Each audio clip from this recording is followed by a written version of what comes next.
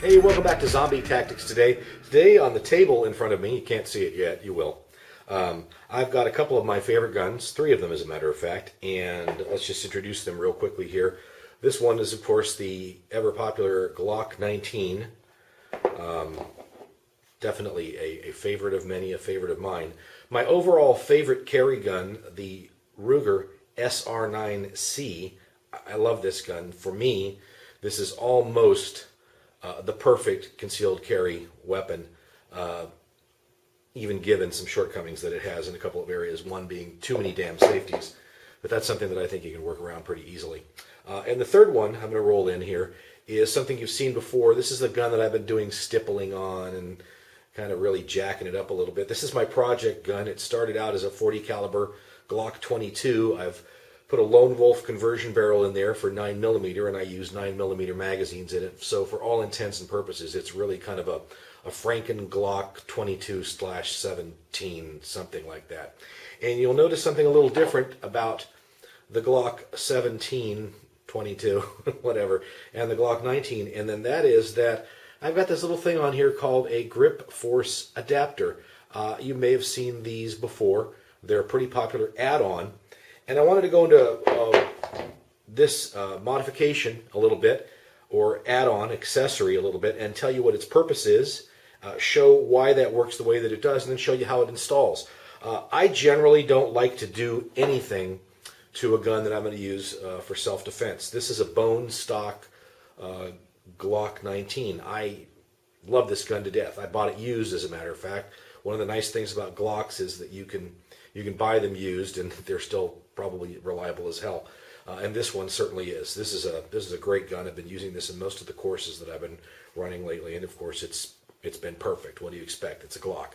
One thing that I don't like about it, though, is something that some people will complain about, is both the grip angle, which is a more, I don't know, steep, pronounced angle than something like a 1911 or than my Ruger SR9C.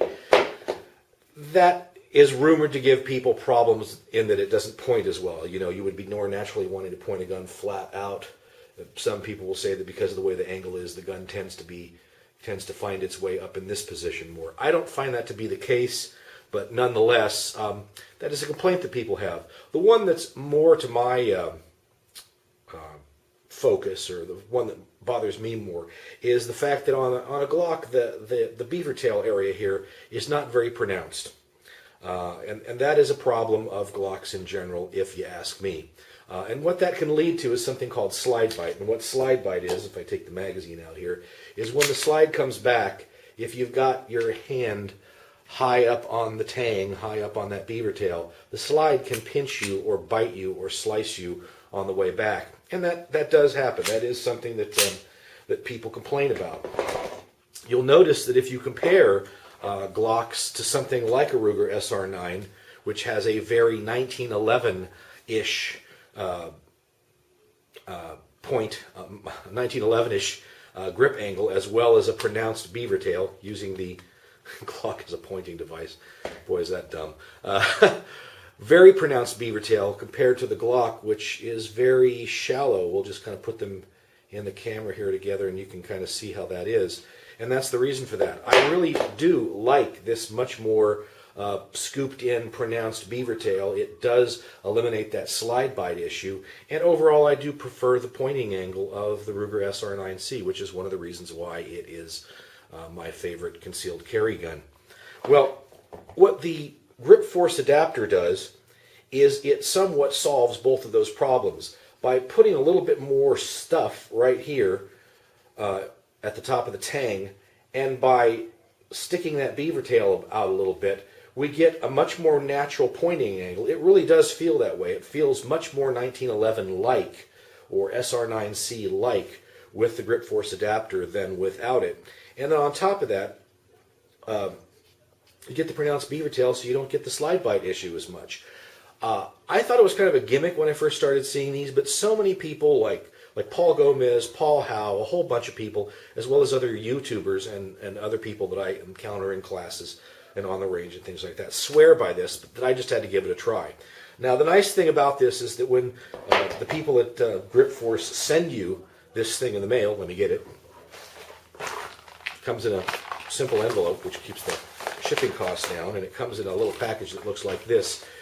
You get not one, but two of these, and the difference between them is one has this kind of scoopy, I don't know, serrated, whatever you want to call it, area at the top of the beaver tail, where your hand goes, and the other one is more smooth. So the idea is you can try both, see which one you like the best. Well, the side effect of that is if you like them both equally well, you get two for the price of one.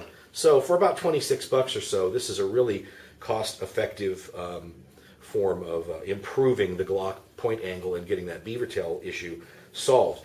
It is dead simple to install, and I'm going to show you just how simple it is to install. We'll go to the tabletop, and you'll just see this just goes right by the numbers. Here we go. Okay, so here's my absolutely factory, no modification Glock 19. We're going to go ahead and we're going to get this grip force adapter stuck on the end here like this. It is simplicity itself to do this because it's held in place by a single pin, which is referred to as the trigger housing retention pin, I believe, on the Glock charts if I check those.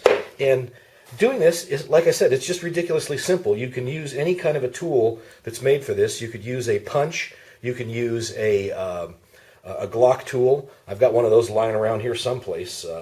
And, of course, I've got my Lone Wolf Spyderco Endura Lone Wolf model, which has a kind of a built-in punch for Glocks on it. Lone Wolf being a company that makes a lot of aftermarket parts for Glocks. So to do this modification, all you really have to do is push the pin out on one end. They give you a longer pin that goes in, and that goes right in on the other end. You can push it out like so. That pin's going to come out. At this point in time, what you can do is just kind of take the grip force adapter, push it over the top, and now all you have to do is push this pin in through to the other side. If it comes out and you can't line it up, all you have to do is push it over the top of it. It'll click in place.